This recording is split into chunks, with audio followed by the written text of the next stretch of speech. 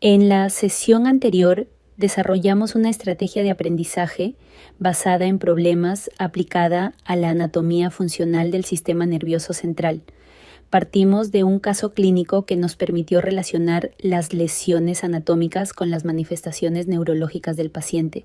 A partir de esa experiencia, comprendimos que planificar una sesión no consiste solo en presentar información, sino en plantear situaciones que lleven al estudiante a analizar, discutir y construir una respuesta fundamentada.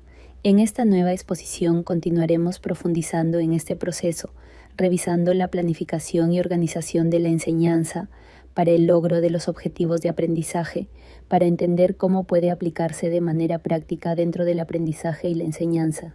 Luego de revisar cómo una situación clínica puede convertirse en el punto de partida para el aprendizaje, continuamos con la segunda parte de esta exposición. Ahora veremos cómo esta planificación se lleva a la práctica, organizando las actividades, los productos esperados y la forma en que se evaluará el aprendizaje de los estudiantes. Con el caso ya planteado, definimos el reto de la sesión, identificar qué estructuras del sistema nervioso central pueden explicar los hallazgos del paciente. A partir de ello, relacionaremos encéfalo, médula espinal y función neurológica para sustentar una posible localización de la lesión. Antes de continuar con el análisis del caso, vamos a observar un video que nos ayudará a reconocer de manera más clara las principales estructuras del sistema nervioso central. Ahora observemos el video. Presta atención a las estructuras que aparecen y a la función que cumple cada una, porque luego las relacionaremos con el caso clínico. El sistema nervioso de los humanos se encarga de 1000 cosas y encima está compuesto por órganos, tejidos, impulsos, un caos total. Pero si te suscribís, te explico rápido y claro qué hace y cuáles son sus partes. Básicamente, lo que el sistema nervioso hace es recibir información de los órganos o del mundo exterior. Luego, procesa esa info y así decide cómo responder, a veces con acciones físicas y a veces con pensamientos o emociones. Las cosas que hace el cuerpo se dividen entre funciones voluntarias, es decir, las que decidís hacer, como caminar o sacarte selfies, y las involuntarias, o sea, las que haces sin pensar, como sudar o pestañear. Pero también cosas más internas de tu cuerpo, digerir la comida o el latido de tu corazón. Tiene dos partes. Está el sistema nervioso central, que vendría a ser la computadora que procesa la información. La componen la médula espinal y el encéfalo. Este es todo lo que está en el cráneo y se divide en tres. El cerebro, formado por materia gris por fuera y materia blanca por dentro, se divide en 2 hemisferios. Y hay tanto para decir que ya va a tener su propio video. Lo que tenés que saber es que es el rey, el que recibe e interpreta los estímulos y donde residen la memoria y las emociones. Después está el cerebelo, que se ocupa del equilibrio y movimientos que piden coordinación de varias partes del cuerpo. Y por eso, cuando alguien toma un poco de más, esto es lo primero que se pierde. Por último, está el tronco cerebral, que controla los movimientos involuntarios. La médula se ocupa de los actos reflejos, es decir, de sacar la mano cuando te quemas con un plato. Son acciones donde el cerebro no interviene. La otra parte es el sistema nervioso periférico. Lo forman los nervios y los ganglios. A su vez, se puede dividir entre el sistema somático, que hace las acciones voluntarias, y el autónomo, que hace las involuntarias. Los estímulos que recibimos viajan por los nervios, luego a través de la médula y llegan al cerebro. La respuesta hace el camino inverso para generar una respuesta en un músculo o en las glándulas. Claro que todo esto es súper veloz y pasa en microsegundos. Y todo esto es eléctrico. Las células del sistema nervioso son las neuronas. Entre una y otra hay un espacio hipermicroscópico que se llama sinapsis. Unos impulsos electroquímicos que viajan de la punta de una neurona a la otra, gracias a unos compuestos químicos llamados neurotransmisores. Nada de lo que pasa en el cuerpo pasa porque sí. Todo es el resultado de un proceso complejo y ahora ya sabes cómo funciona. Si te gustó el video, no te olvides de dar like y compartirlo. Ahora que hemos revisado el video, vamos a comprobar cuánto hemos comprendido. Responderemos un breve cuestionario.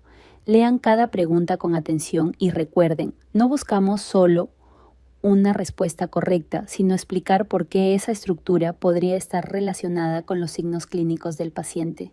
En la primera pregunta se nos pide identificar qué estructuras forman el sistema nervioso central y cuál es su función general.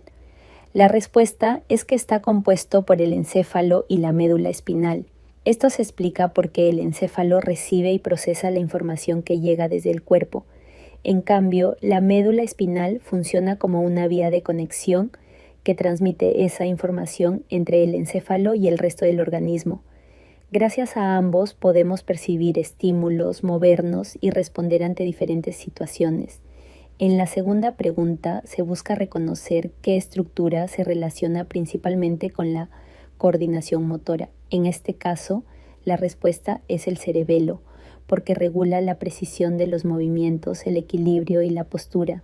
Por eso, cuando existe una lesión en esta zona, pueden aparecer signos como marcha inestable, movimientos torpes o dificultad para mantener el equilibrio. Ahora pasemos a la tercera pregunta. ¿Por qué una lesión en el tronco encefálico puede comprometer la conciencia? Esto ocurre porque en esta zona se encuentra el sistema reticular activador ascendente, que participa en mantenernos despiertos, alertas y conscientes de lo que ocurre alrededor.